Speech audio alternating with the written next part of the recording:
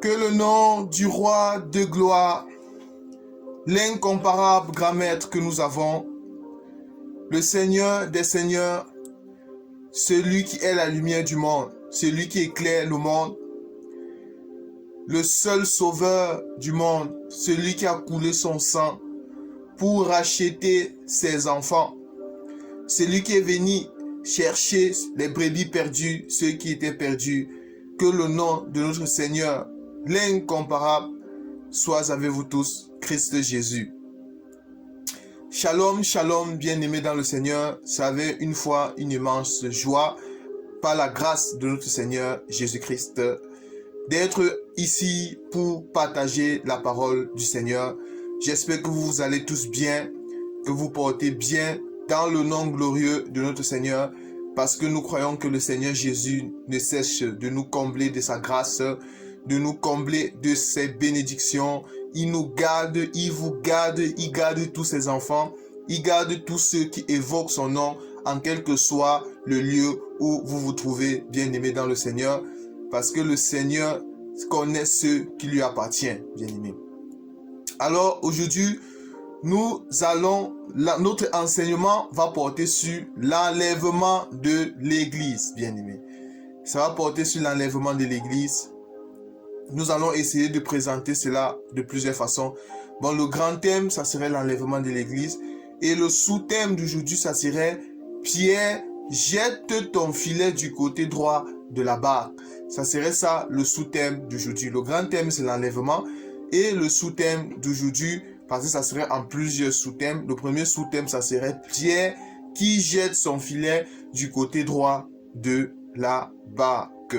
Bien-aimé dans le Seigneur. Parce que l'enlèvement, bien-aimé dans le Seigneur, c'est un fait réel. Dommage qu'en ce temps de la fin, beaucoup de personnes n'y croient plus, bien-aimé, alors que le Seigneur Jésus a dit « Le ciel et la terre passera, mais mes paroles ne passeront jamais, bien-aimé. » Bon, les paroles du Seigneur sont les paroles qui doivent s'accomplir, bien-aimé. Le Seigneur Jésus a dit dans Jean chapitre 14, « Je vais aller et je vais vous préparer une place. Quand j'aurai fini, je viendrai vous prendre, afin que là où je suis, vous y soyez aussi. » Mais beaucoup de personnes, voire même chrétiens, n'espèrent plus, n'ont plus l'espérance dans le Seigneur, ne croient plus à l'enlèvement de l'Église, parce que même dans la plupart des assemblées, on n'en parle plus, bien-aimé. Alors que l'apôtre Paul a dit qu'il faut se consoler avec ces paroles, que les morts en Christ, bien-aimés, vont ressusciter premièrement, que nous n'allons pas dévancer ceux qui sont morts dans le Seigneur. Les morts en Christ vont ressusciter premièrement, et nous qui sommes vivants, restés, nous allons être d'un clin d'œil enlevés, bien-aimés, dans les airs à la rencontre de notre roi de gloire. Et l'apôtre Paul continue en disant, consolez-vous avec cela, bien-aimés, consolez-vous avec cela, tel qu'il est dit dans 1 Thessaloniciens 5 à partir du verset 18. Consolez-vous donc les uns des autres par ces paroles, bien-aimés. Bon, l'enlèvement de l'Église, c'est une source de consolation pour tous ceux qui évoquent le nom, qui ont pour gloire de gloire, qui ont pour maître le Seigneur Jésus-Christ, à quel que soit le lieu où vous vous trouvez. Ça doit être une source de consolation pour nous, bien-aimés. Parce que la parole de Dieu, notre Seigneur Jésus-Christ a dit, vous vivez dans le monde, mais vous n'êtes pas du monde. Parce que nous sommes pèlerins, étrangers et voyageurs sur la terre, bien-aimés. Bon, l'enlèvement de l'Église, c'est un fait, c'est une réalité. Ce n'est pas quelque chose, ce n'est pas la fiction, bien-aimés. Mais c'est quelque chose qui doit arriver, bien-aimés. Nous ne savons pas le jour, nous ne savons pas l'heure, mais du moins, le Seigneur nous a donné les signes, bien-aimés, qui montrent que nous sommes déjà dans les temps de la fin, bien-aimés. Alors, nous allons commencer notre enseignement, bien-aimés. Nous allons aller dans Jean chapitre.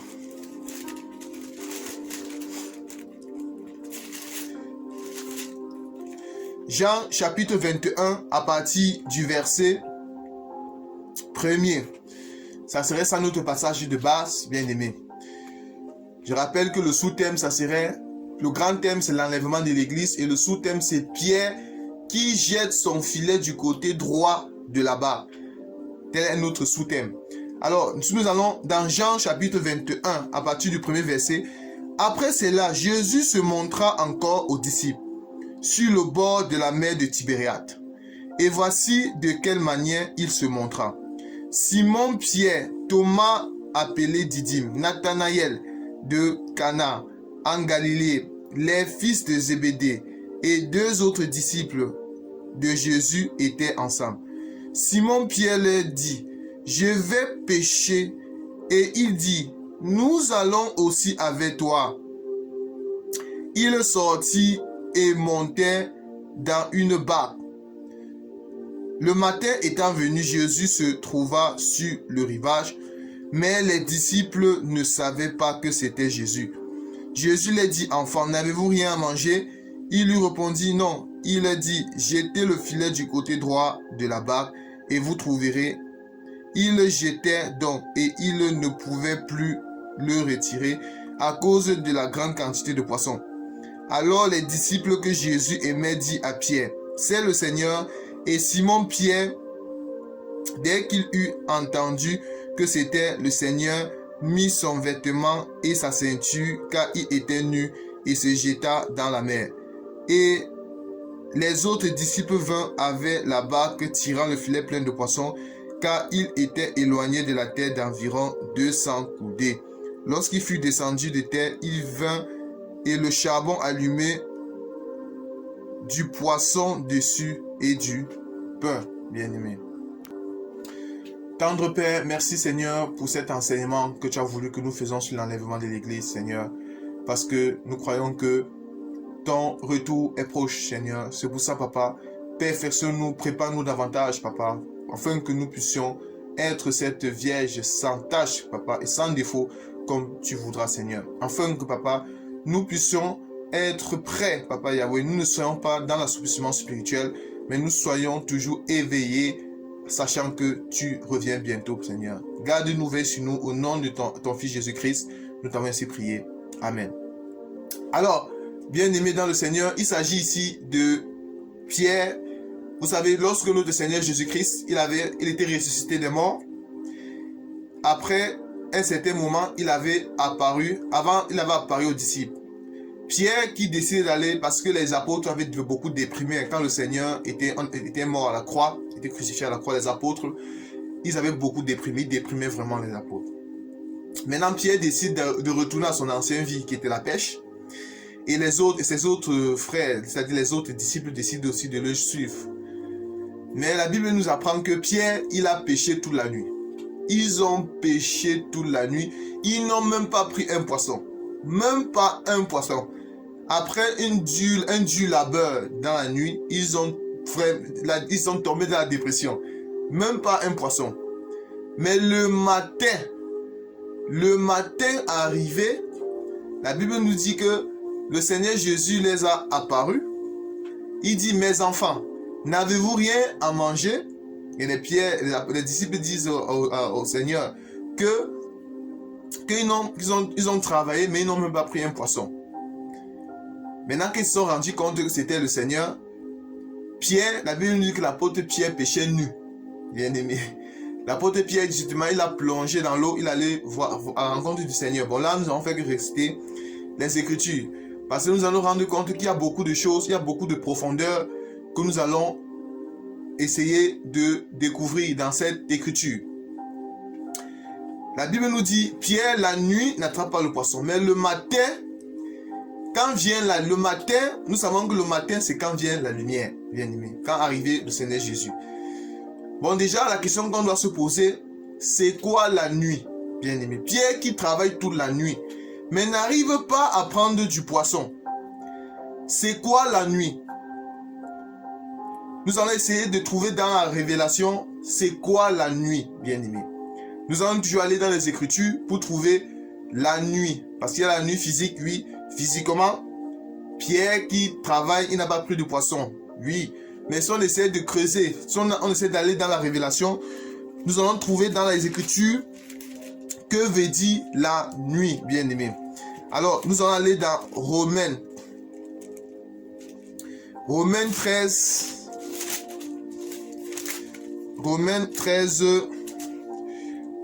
Alors, Romains 13 à partir du verset. Romains 13 à partir du verset 11. Romains 13, 11. Qu'est-ce qu'il est dit? Cela importe d'autant plus que vous savez en quel temps nous sommes. C'est l'heure de vous réveiller enfin du sommeil, car maintenant le salut est plus près de vous lorsque nous avons cru. La nuit est avancée, le jour approche. Dépouillons-nous de tous les œuvres des ténèbres et revêtons les armes de la lumière. Nous allons prendre une deuxième écriture dans Jean chapitre 11. Jean 11, bien aimé. Jean 11. Jean 11 à partir du verset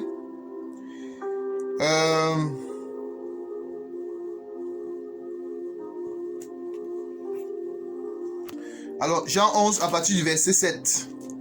Jean 11, 7. Qu'est-ce qu'il est dit? Et il dit ensuite aux disciples, retournons en Judée. Les disciples lui disent, Rabbi, les Juifs tous récemment cherchent à te lapider et tu retournes en Judée? Jésus répondit, n'y a-t-il pas 12 heures au jour? Si quelqu'un marche pendant le jour, il ne bronche point, parce qu'il voit la lumière de ce monde.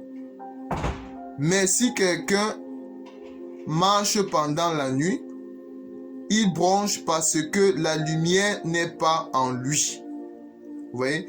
Mais si quelqu'un marche pendant la nuit, il bronche parce que la lumière n'est pas en lui. Bon, nous comprenons que pendant la nuit, il n'y a pas la lumière. La nuit, c'est un moment où il y a l'absence de lumière. Nous allons comprendre que la véritable lumière qui peut éclairer la nuit, c'est Jésus-Christ. Nous allons venir dans la création, nous allons prendre Genèse. Nous allons prendre Genèse. Genèse chapitre 1er à partir du verset 3. Dieu dit que la lumière soit, et la lumière fut. Dieu vit que la lumière était bon, et Dieu sépara la lumière avec les ténèbres. Bon, Dieu a séparé la lumière avec les ténèbres. Dieu appela la lumière jour et il appela les ténèbres nuit. Je ne sais pas si vous voyez. Bon, nous voyons que la nuit, ça veut dire les ténèbres. La nuit, c'est un moment de ténèbres. C'est un moment où il n'y a pas de lumière.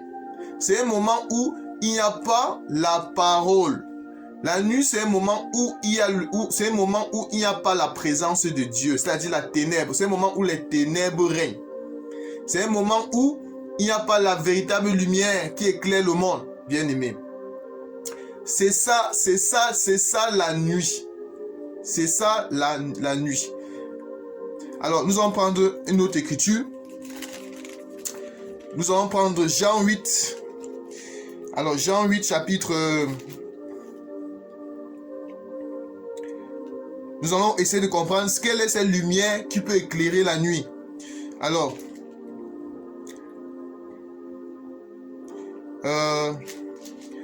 Jean 8, chapitre 12. Jésus leur parla de nouveau et dit, je suis la lumière du monde. Celui qui ne marche pas, celui qui ne me suit pas. Non, je reprends.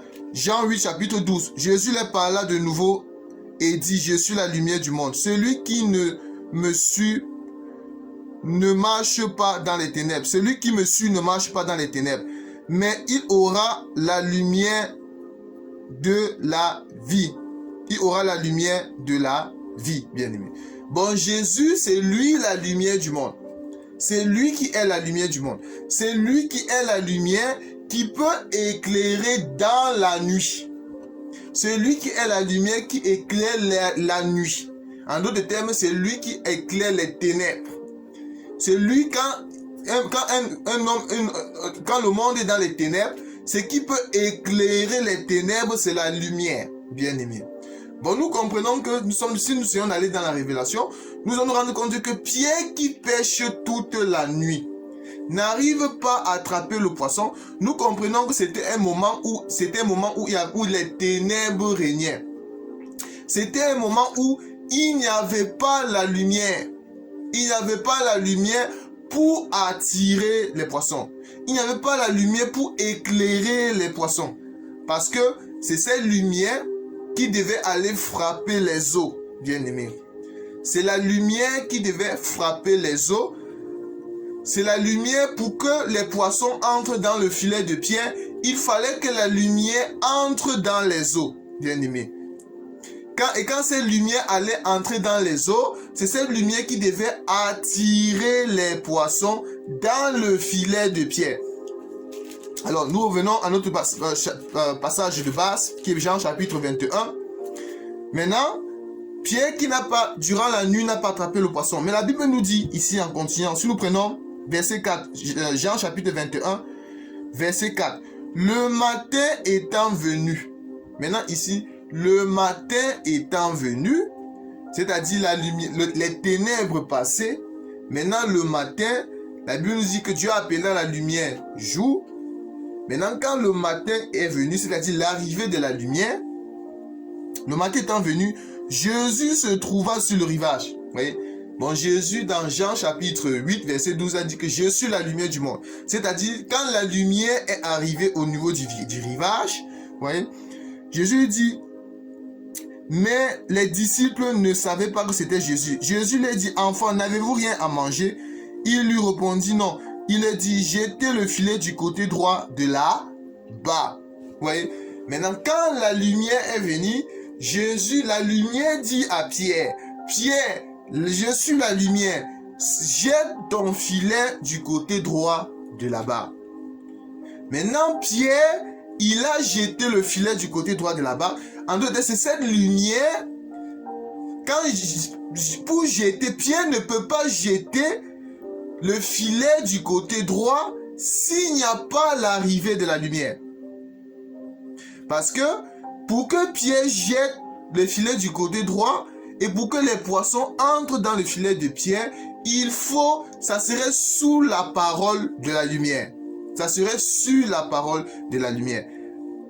Et Pierre n'a pas jeté le filet partout sur la mer. Non. Mais du côté droit de la mer. Parce que quand la lumière a frappé les eaux, la lumière est entrée dans les eaux. La lumière a divisé les eaux, bien-aimés. La lumière a séparé les eaux. La lumière, quand ça a séparé les eaux, ça a attiré les poissons seulement du côté droit. Seulement du côté droit. Pourquoi? Si nous prenons Genèse. Genèse chapitre 1er. Genèse chapitre 1er à partir du verset... À partir du verset 6. Dieu dit qui est une étendue entre les eaux et qu'elle sépare les eaux avec les eaux. Vous voyez? Bon, l'étendue a séparé quand la lumière. Nous comprenons que l'étendue là, c'était la lumière. C'était notre Seigneur Jésus. C'était lui cette étendue. Quand cette lumière est quittée de Dieu, ça allait frapper les eaux. Ça a séparé les eaux avec les eaux. Il y avait l'étendue au milieu. Il y avait une partie d'eau qui était au-dessus de l'étendue. Il y avait une partie d'eau qui était en dessous de l'étendue, bien aimé. Nous voyons le côté droit, le côté gauche.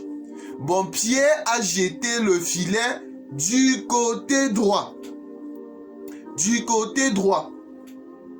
Parce que ce n'est pas tous les poissons qui sont entrés de la mer, qui sont entrés dans le filet de Pierre, mais ce ne sont que les poissons que la lumière a attirés.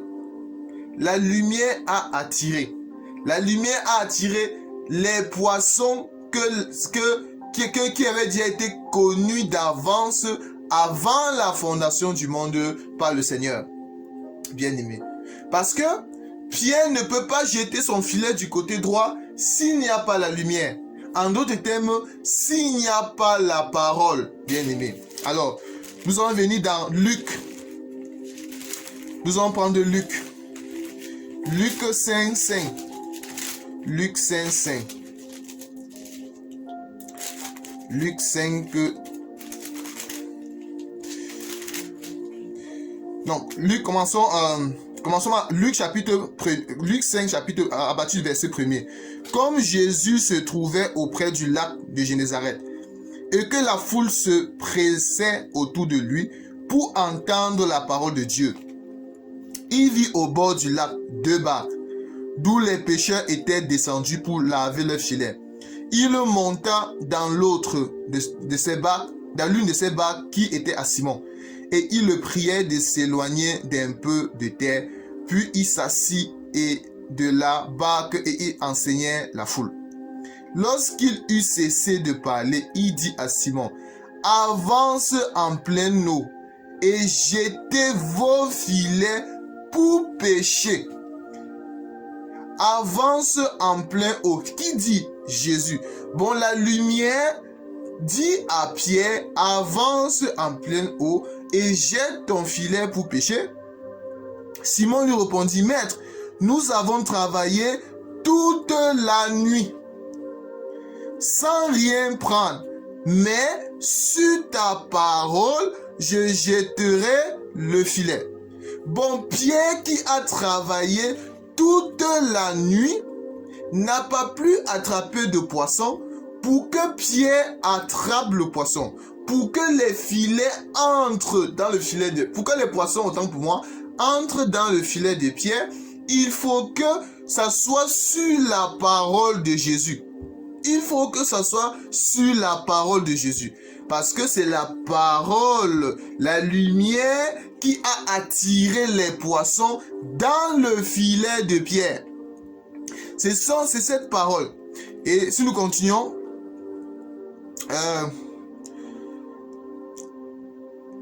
sur ta parole, je jetterai le filet. L'ayant jeté, il prit une grande quantité de poissons et les filets se rompaient. Bien aimé, les filets se rompaient. Bon, nous voyons que Pierre qui a pêché toute la nuit, sans rien prendre, c'est parce que c'était un moment de ténèbres. C'était un moment où il n'y avait pas encore la lumière. Là, c'est dans la Révélation.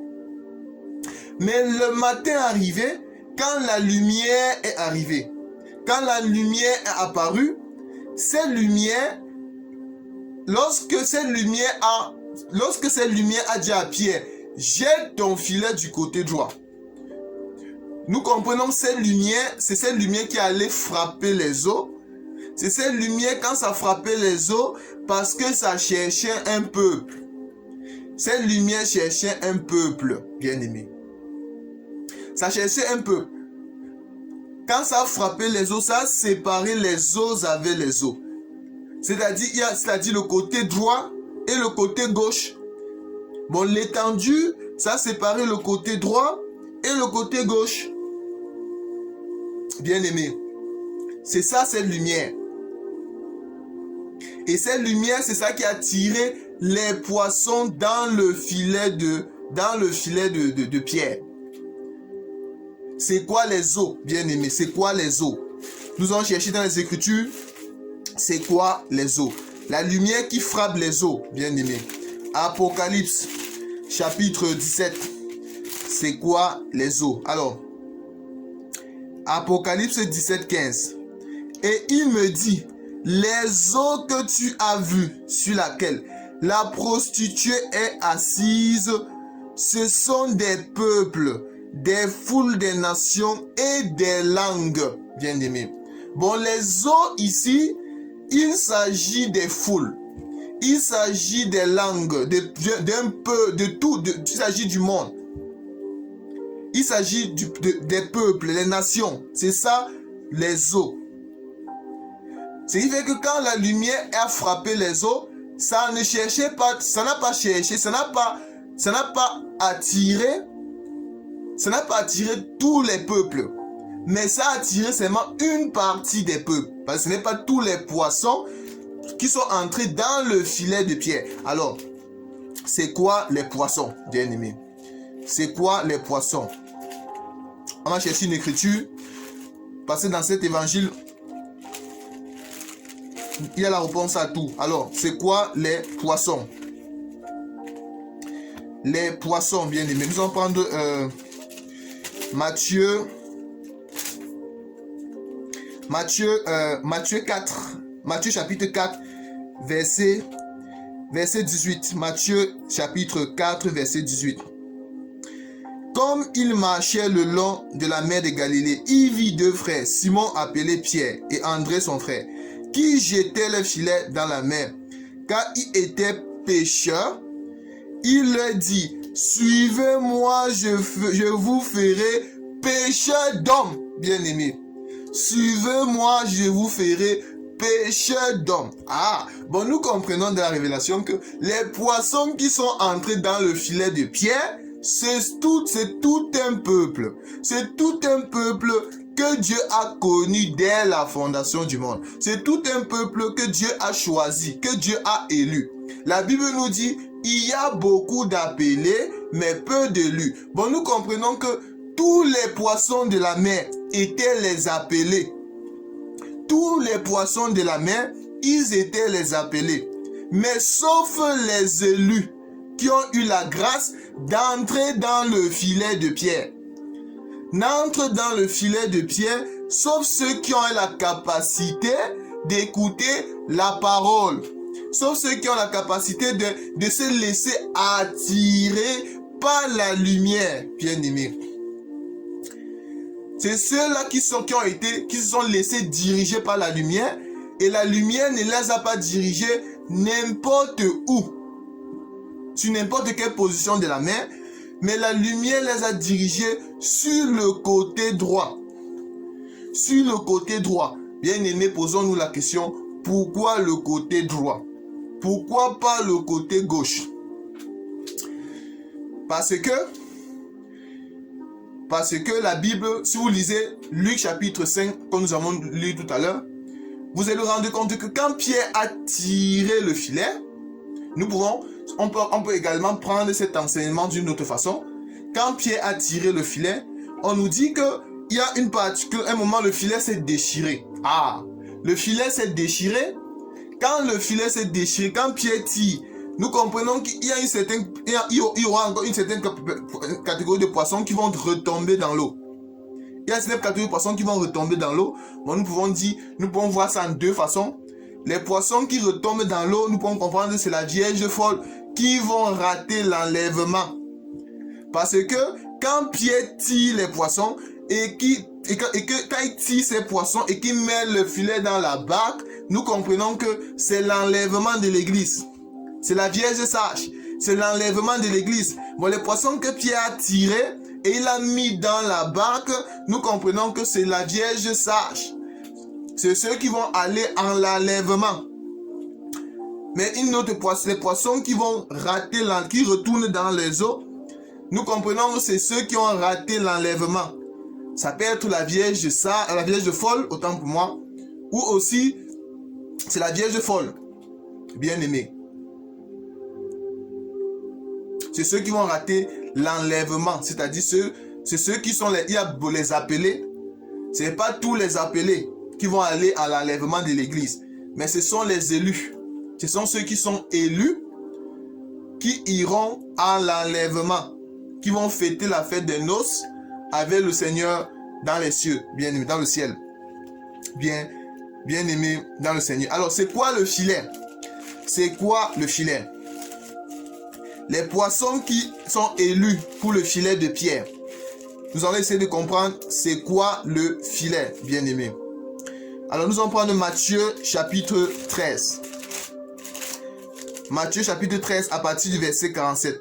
Le royaume des cieux est encore semblable à un filet jeté dans la mer et ramasse des poissons de toute espèce, bien aimé.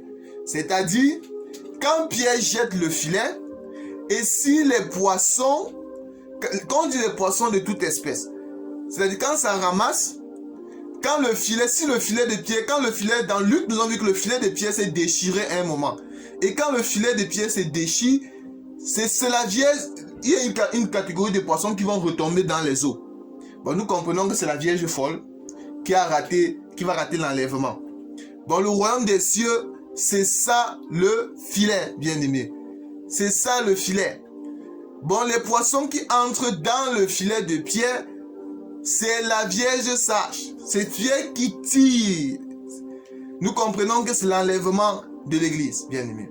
C'est l'enlèvement de l'église. Alors, pourquoi le côté droit? Pourquoi Pierre jette son filet du côté droit et non du côté gauche? Parce que il y avait la barque. Pierre a jeté son filet du côté droit, mais il n'a pas jeté son filet du côté gauche. Nous allons essayer de comprendre. Nous allons prendre Ecclésiaste. Nous allons chercher à comprendre c'est quoi le côté droit. C'est quoi le côté droit. Alors, on va essayer de prendre une écriture pour comprendre c'est quoi le côté droit. Nous allons prendre Ecclésiaste 10. On va chercher cette écriture. Ecclésiaste 10 à partir du verset 2. Le cœur du sage est à sa droite et le cœur de l'insensé à sa gauche. Le cœur du sage à sa droite, le cœur de l'insensé à sa gauche, bien-aimé. Bon, nous comprenons que on y arrive. Nous allons prendre une donnée d'écriture Somme. Nous allons prendre Somme 16. Somme 16. Somme 16, 8.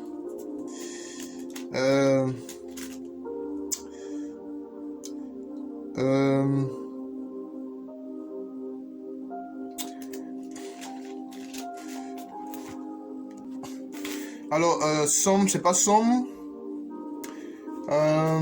C'est pas. J'ai une écriture.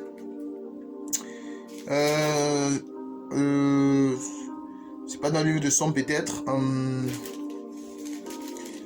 Bon, prenons Éphésiens. On va prendre Éphésiens. On va donner une autre écriture. Éphésiens.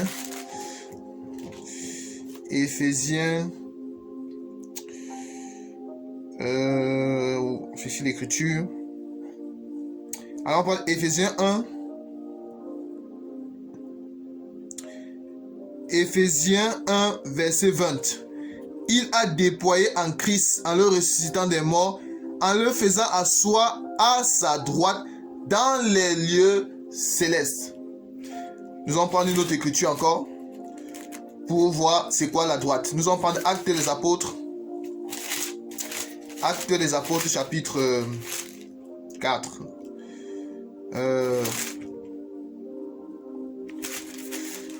Non, Actes des Apôtres, chapitre 7. Mais Étienne, rempli du Saint-Esprit et fixant les regards vers le ciel, vit la gloire de Dieu et Jésus debout à la droite de Dieu. 56. Et il dit, voici je vois les cieux ouverts et le Fils de l'homme debout à la droite de Dieu. Bien-aimé. Bon, nous voyons que lorsqu'on dit que Jésus est assis à la droite de Dieu, ça ne veut pas dire qu'il y a Dieu, il y a Jésus à la droite. Non, lorsqu'on parle de la droite, parce que c'est Jésus-Christ qui est assis sur le trône.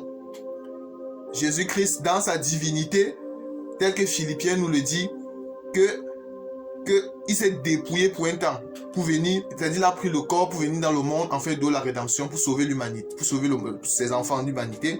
Mais quand il retourne à sa position initiale, là maintenant c'est lui qui est sur le trône. Quand on dit qu'il est à la droite de Dieu, ça veut dire que c'est sa position d'autorité. Ça ne veut pas dire qu'ils sont trois. Bon, lorsqu'on parle de droite, ça veut dire la gloire. Bon, Pierre qui jette du côté droit, en d'autres termes, c'est là où il y a la gloire. c'est là où il y a le royaume. C'est là où il y a la position d'autorité, bien aimé. Bon, c'est ça, Pierre qui jette le filet du côté droit. Bon, quand Pierre qui jette le filet du côté droit, c'est parce que les poissons, c'est-à-dire le peuple, c'est parce que c'est quand la lumière vient frapper les eaux, quand la parole vient, parce qu'il est dit dans Apocalypse chapitre 19, on nous dit que son nom est la parole de Dieu, c'est-à-dire Jésus. Quand cette lumière-là entre dans les eaux, quand la parole entre frappe les eaux, nous comprenons que c'est ceux qui avaient écouté l'homme par avance, depuis l'éternité. C'est ceux-là qui peuvent reconnaître la voix du bon berger. C'est ceux-là, et quand ils ont reconnu cette voix les a attirés du côté droit. Je parle, il y a un verset dans Nombre. Je ne sais pas si c'est le Nombre 12 ou quelque chose comme ça. Je vais vérifier. Où on nous dit que fais-toi 2 trompettes. La première trompette, c'est pour sonner, c'est pour le rassemblement.